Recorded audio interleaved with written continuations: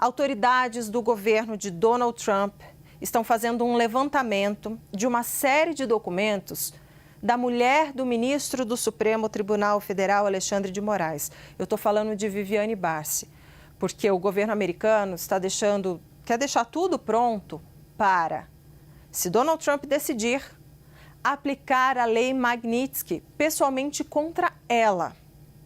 Claro, a palavra final ainda tem que passar, pela avaliação final de Marco Rubio, também, claro, do presidente dos Estados Unidos, Donald Trump. Vamos lembrar que o ministro do Supremo Tribunal Federal, Alexandre de Moraes, já está sofrendo a sanção, já está sendo aplicada sobre ele a lei Magnitsky e agora vai também, vou chamar o Pedro Venceslau para conversar com a gente, agora eles estão estudando, levantando, preparando uma documentação, caso decidam aplicar contra a esposa de Alexandre de Moraes.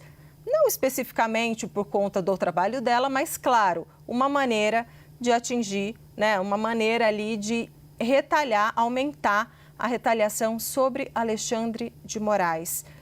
Pedro Venceslau, vai ficando cada vez mais difícil a situação de Alexandre de Moraes, né?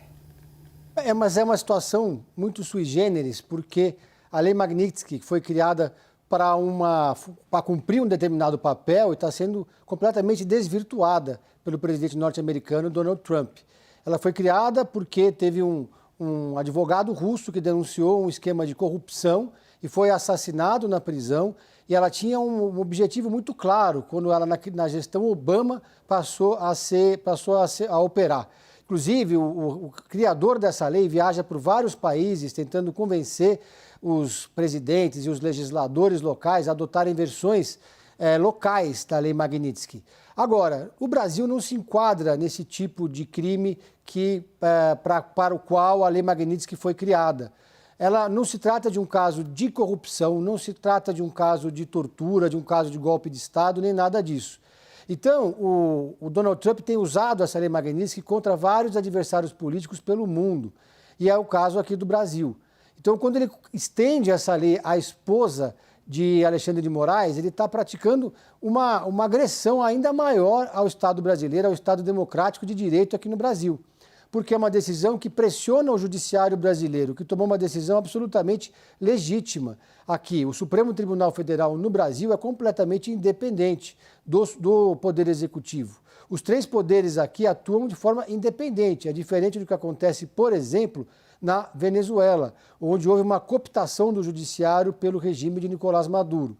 Então, agora, não dá para ter a menor ideia no horizonte de qual o alcance da lei Magnitsky aqui no Brasil e o que pode acontecer de fato, de prejuízo, não só para Alexandre de Moraes, mas os reflexos dessa decisão podem se estender muito além do Supremo Tribunal Federal.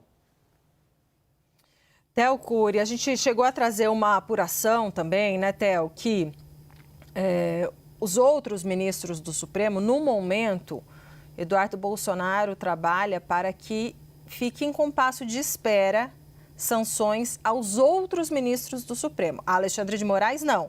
Isso continua carga total. Mas a outros ministros do Supremo pediram para esperar um pouco para ver o desenrolar da política, deixar a política tentar acomodar as coisas, diálogo, etc, etc. Te pergunto isso, resgato essa atuação, porque qual estratégia você vê por trás desse movimento de, no momento, poupar os outros ministros do Supremo, mas carga total em Alexandre de Moraes, esposa e etc? Vamos lá, Débora. É uma forma de constranger e de deixar uma situação de refém. Você, a partir do momento que foca na esposa de um ministro do Supremo Tribunal Federal, isso é para além de uma ameaça. Você está envolvendo uma pessoa que não tem a ver com as decisões que são tomadas pelo Supremo Tribunal Federal. É um familiar que nada tem a ver com o que o Supremo decide ou deixa de decidir, que não interfere no andamento de nenhum tipo de ação penal, não interfere no andamento de nenhum processo em curso no Supremo Tribunal Federal. São vidas independentes, são profissões independentes e que, ao se tentar aplicar algum tipo de sanção, alguma punição a uma esposa de um ministro do Supremo, você está tentando atingir o Supremo, você está tentando atingir, para além daquele magistrado e da esposa dele, uma instituição.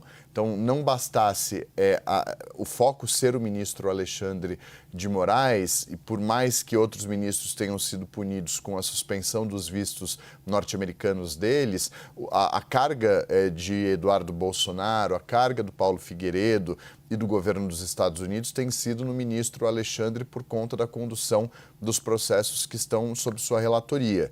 Então, a partir do momento que você envolve outras pessoas que não são o próprio ministro, você está arrastando para uma sanção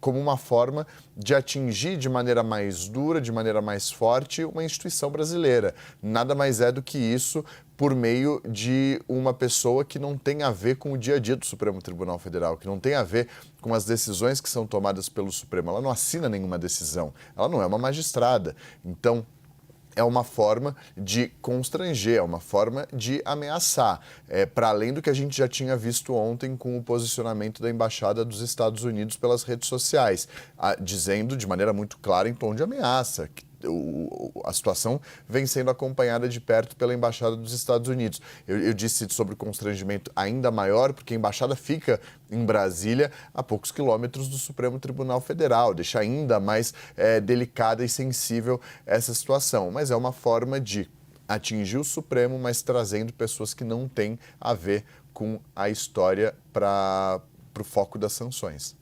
Importante, então, reforçar mais uma vez que está sendo feito o levantamento da documentação e a ideia é deixar pronto. Caso seja necessário, caso Donald Trump dê aval, caso Marco Rubio dê aval, aí sim eles podem dar essa cartada. A ideia é primeiro fazer esse levantamento e deixar tudo pronto. Não significa necessariamente que será aplicada a lei Magnitsky contra Viviane. Porém, a ideia já é deixar tudo pronto para, se precisar, dar essa cartada. Obrigada por enquanto, Pedro Venceslau e Théo Cury, que voltam bem daqui a pouquinho.